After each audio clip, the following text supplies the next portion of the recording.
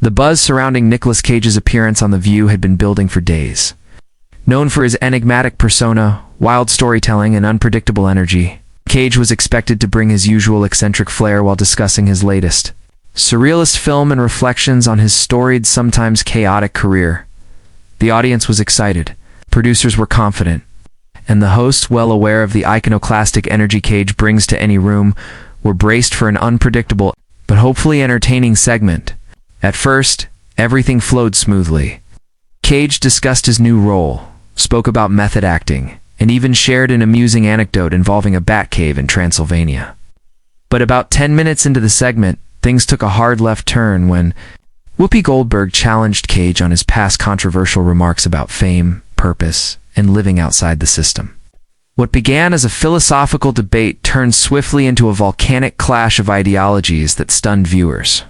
Derailed the interview, and ultimately led to Cage storming off the set, leaving behind a stunned audience and a moment of live television that would be talked about for weeks. The tension began when Whoopi, with her signature mix of directness and calm, asked Cage whether he believed fame had become an escape from accountability for certain celebrities. "You've said before that fame is a prison and a weapon. But don't you think that some stars use it as a shield rather than a mirror?" she asked pointedly. Cage blinked, shifted in his seat, and responded with his usual intensity. "Fame is an illusion. It's not a shield or a mirror, it's a hallucination. If you mistake the dream for the dreamer, then you're already lost." The audience chuckled lightly, unsure whether to take his answer as deep or evasive. Whoopi raised her eyebrows. "But surely there's still responsibility, especially when you're using the platform to speak about society, politics, and culture." Cage narrowed his eyes slightly, his tone still even but with a detectable edge. "Responsibility to whom, Whoopi? 2 people who want a hero, or 2 people who want a target?" That was when things began to fray. Sarah N. tried to steer the discussion back toward the film, but Cage wasn't done. He leaned forward, impassioned. "I've made mistakes. I've made weird choices. But I've never pretended to be something I'm not. I'm not here to be a symbol or a scapegoat." Whoopi, maintaining her calm, replied, "I'm not asking for perfection, Nicolas. I'm asking whether, in this moment, you understand how dangerous it is when public figures dismiss the real-world consequences of their influence." Cage looked at her, something shifting in his demeanor. "I'm not dismissing anything. I'm rejecting the idea that artists owe apologies for every thought that doesn't fit into the current mood." Whoopi's eyes narrowed. "That sounds like a convenient excuse to avoid accountability." The audience was audibly uncomfortable now, some murmuring, some clapping faintly. Cage laughed dryly. "Or maybe it's just the last honest thing anyone said on this show." That line drew gasps, and the mood shifted decisively. What had started as a debate on art and fame was now something personal. Whoopi leaned forward slightly and said, "You come here, we give you a platform, and instead of engaging with us, you turn it into a performance." Cage didn't hesitate. "Maybe your idea of engagement is confrontation. Maybe not everything needs to be turned into a political checklist." Sonny Hostin interjected, trying to calm the rising storm, but it was too late. Whoopi said, "It's not about checklists. It's about truth. And dodging questions doesn't make you profound, it makes you evasive." Cage stood up. "I've lived through hell, Whoopi. Financial ruin, public ridicule, losing everything but my soul. And now I sit here being told by daytime TV how I'm supposed to think? No thanks." No. His voice was raised now, controlled fury dancing behind every syllable. The producers gestured frantically off camera, but neither Cage nor Whoopi were backing. "Down, asterisk." As the crew tried to cut to commercial, Cage continued. "This isn't a conversation. This is a trap dressed as civility." Whoopi responded calmly, "It's only a trap if you don't come with honesty." Cage pointed toward the audience. "I came for insight, not interrogation." Then, with dramatic flair worthy of his most intense screen roles, he unclipped his mic, tossed it onto the table, said, "I've got more truth in a single role than this show's had all year." The audience gasped, some clapping, others too stunned to react.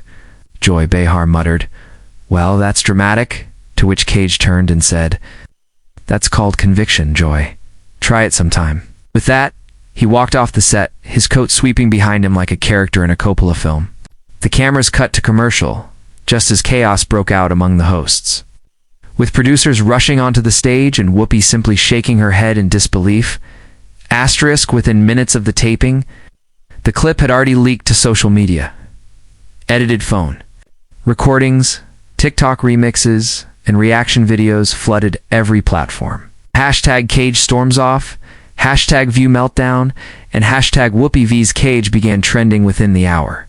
Audiences were split down the middle. Some applauded Cage for standing up against what they saw as the scripted sanctimony of daytime television, while others accused him of arrogance, emotional instability, and mistaking disagreement. For persecution, think pieces flooded the internet. Was Cage a misunderstood artist defending creative freedom, or a fragile ego unwilling to be challenged? Entertainment news outlets scrambled for statements. The View issued a brief message, saying, "We thank Mr. Cage for joining us, and regret this segment didn't unfold as expected." Cage's rep, however, posted a more pointed response. "Nicolas speaks from the soul." That kind of authenticity can't always be packaged neatly for talk shows.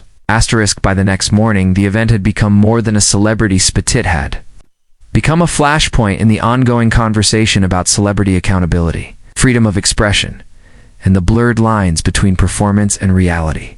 Whoopi addressed the issue on the following day's broadcast. "Sometimes you try to have a dialogue and it goes sideways. That's what live TV is. You roll with it. But let's be clear. We're not here to stroke egos. We're here to have real conversations." Her co-hosts echoed the sentiment, though noticeably more cautious in tone. Joy added, "Well, at least we weren't bored." The audience chuckled nervously. The show's ratings that day hit a season high, and while no apology was issued by either side, it was clear that both camps had dug in their heels. The rift was deep, and public opinion remained divided. Actors, critics, and fellow celebrities began chiming in. Jim Carrey tweeted, "Truth doesn't always fit between commercials. Cage still rocks." Olivia Wilde posted, "Maybe ask artists about their work before lecturing them on their existence." Meanwhile, others in the industry whispered that Cage's behavior, however passionate, was emblematic of a larger resistance by older Hollywood figures to adapt to a more socially conscious media environment. Was it defensiveness or defiance? As headlines swirled, Cage himself remained characteristically cryptic. A few days later, he was seen walking barefoot through a Las Vegas gas station, wearing a velvet robe, smiling as if none of it ever happened. When paparazzi shouted any regrets about The View, he reportedly replied, "Only that I didn't bring my dinosaur skull." It was vintage Cage, impossible to predict, even harder to define. But beyond the spectacle, the clash reflected something deeper. It exposed how even in supposedly safe spaces like daytime talk shows, the tension between art and ideology can combust when neither side gives an inch. Whoopi's insistence on accountability met Cage's refusal to be pinned down by media expectations. The result wasn't just a viral moment. It was a mirror held up to the fractured culture of our time. People aren't just debating who was right or wrong, they're debating what kind of truth we even want from public figures. Do we want them polished, agreeable, and digestible, or raw, chaotic, and possibly offensive? Cage's exit wasn't just a tantrum, it was a declaration. Some artists refuse to be decoded, and sometimes that refusal is seen not as authenticity, but arrogance. That perception gap is where this story found its heat and its legacy. Nicolas Cage storming off. The View won't soon be forgotten. Not because it was messy, but because it was real. Tore down the curtain that usually separates celebrity charm from inner conflict, and reminded everyone that some people, no matter how famous, don't know how or refuse to play by the rules of polite TV. Cage left that studio the same way he entered, enigmatic, defiant, and utterly uninterested in being liked. But in doing so, he forced a reckoning about how we speak to artists, about how we demand perfection from those who traffic in vulnerability, about how easily we turn authenticity into entertainment, whether you loved it, hated it, or couldn't. Stop watching. You saw something rare. A moment of unfiltered human electricity on a platform not built to contain it. That's something even Hollywood can't script.